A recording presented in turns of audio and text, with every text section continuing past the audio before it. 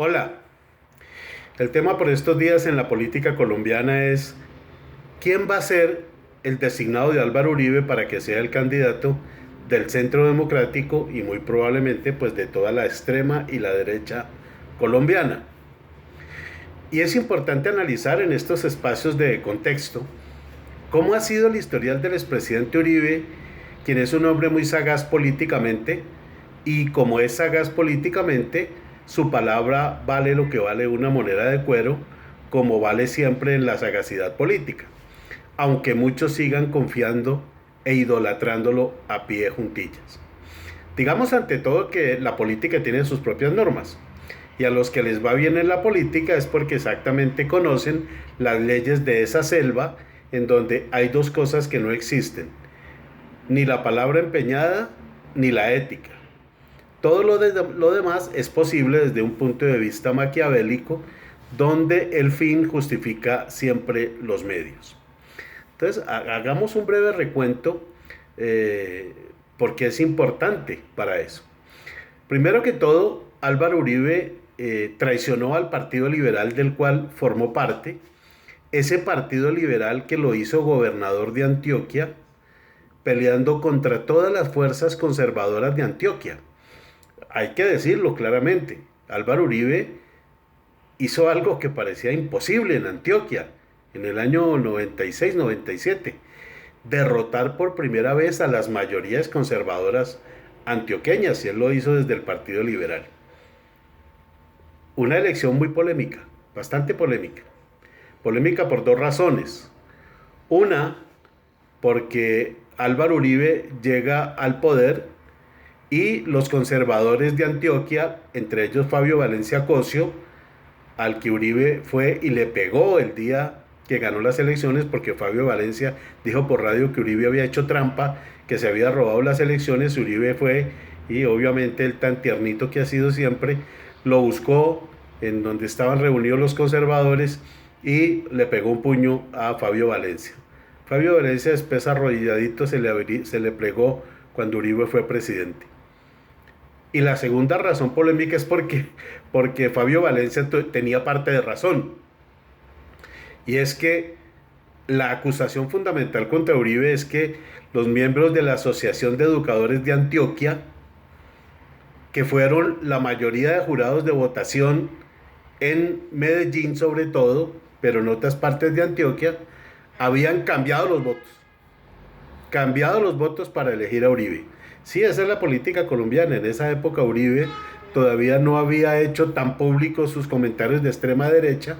Entonces el Partido Liberal, que estaba asustadísimo, y los maestros de Antioquia asustadísimos, porque miren cómo es la ironía de la vida, el señor Núñez Lapeira, que era la contraparte de Uribe, el candidato de los conservadores, había anunciado un proyecto de privatización de la educación en Antioquia, liderado, ¿sabe por quién? Por Cecilia María Vélez, la que después fue ministra de Uribe durante los 8 años, ministra de Educación. Esa es la política, ¿no? Esa es la política. Pues bien, parece ser que muchos maestros de la Asociación de Educadores de Antioquia cambiaron los votos y gracias a ese fraude, a esa trampa que hicieron, eligieron a Álvaro Uribe. Y la persona que en la sombra ayudó a Álvaro Uribe para todo esto, ¿saben quién fue? Piedad Córdoba, ánima bendita. Piedad Córdoba ayudó a Uribe a ser electo gobernador de Antioquia a través de los señores de la ADE. Bueno, después llegó al poder Álvaro Uribe, traicionando a todos sus amigos liberales que lo habían llevado al poder, y él decide irse por un movimiento independiente, una cosa que estuvo totalmente planeada por empresarios colombianos, por personas internacionalmente interesadas en cambiar la política colombiana, y Álvaro Uribe logra también a través de su habilidad comunicacional política convencer a un país y gana en la primera vuelta contra Horacio Serpa, que había sido su amigo y además copartidario. Y aquí es donde viene la siguiente historia.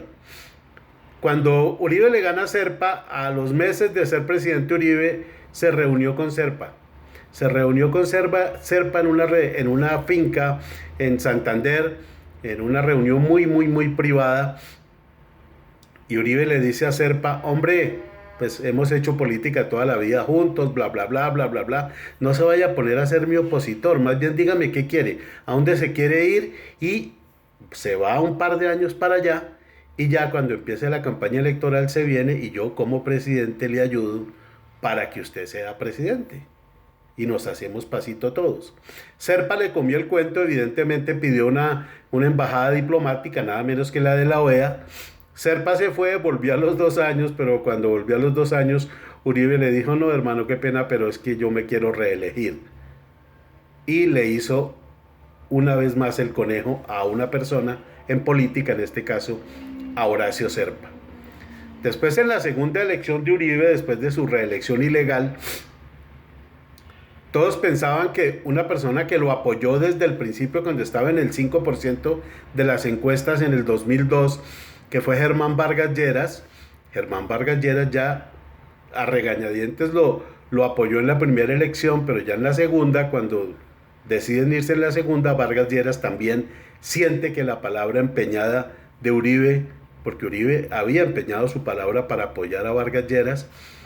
Vargas Lleras además era enemigo político de Santos y Uribe jamás quiso mucho a Santos, pero en esta segunda elección, cuando comienzan a recoger de manera fraudulenta todas esas firmas, de todas maneras Vargas Lleras siente que lo que hace Uribe está muy mal y se convierte en su principal opositor. Una cosa muy delicada, porque tengo fuentes muy cercanas a Vargas Lleras que dicen que inclusive era tanto el temor de Uribe que Vargas Lleras fuera su opositor, que Vargas Lleras tuvo siempre dudas muy grandes sobre el segundo atentado que sufrió con carrobomba saliendo de Caracol Radio allá en la Novena, en el norte de Bogotá. Porque si bien es cierto del primer atentado con la carta bomba, donde él pierde unos dedos de su mano, sí fue claramente las FARC. De ese segundo atentado tengo una fuente muy cercana a Vargas Lleras que me dice que él toda la vida tuvo dudas sobre ese segundo atentado. Igual Uribe, una vez más, lo trampeó y quería reelegirse. Después ya le tocó a las malas aceptar a Santos y bueno, ya vemos todo lo que pasó. Muy bien para el país, muy mal para Uribe. Después viene en el gobierno Santos, pues no tuvo más opción que prenderse de Zuluaga, que era un candidato muy malo, pero era de lo que él quería. Marta Lucía Ramírez, que hizo campaña en el 2014, también pensó que Uribe la iba a apoyar, habiendo sido su ministra de Defensa, entre comillas, que todos sabemos que Uribe era el que mandaba el ejército, pero a Marta Lucía Ramírez también le tocó esperar. Llegó el 2018 y contra todos los pronósticos, él dice que su candidato va a ser el señor Iván Duque.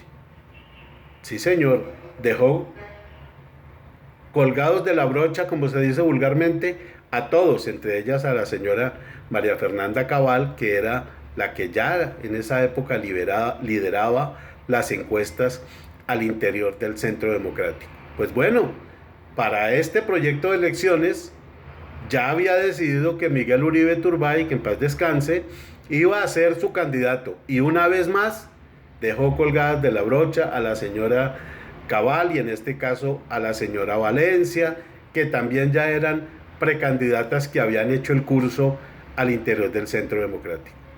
Por eso no es de extrañar que una vez más los que piensen que Uribe les va a hacer el guiño se queden colgados de la brocha.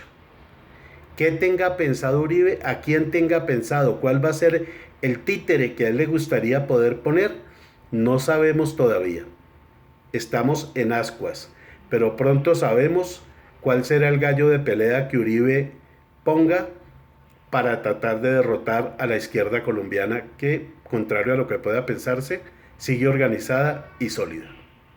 Soy Germán Cárdenas González y esto es GerCargo, Noticias en Contexto.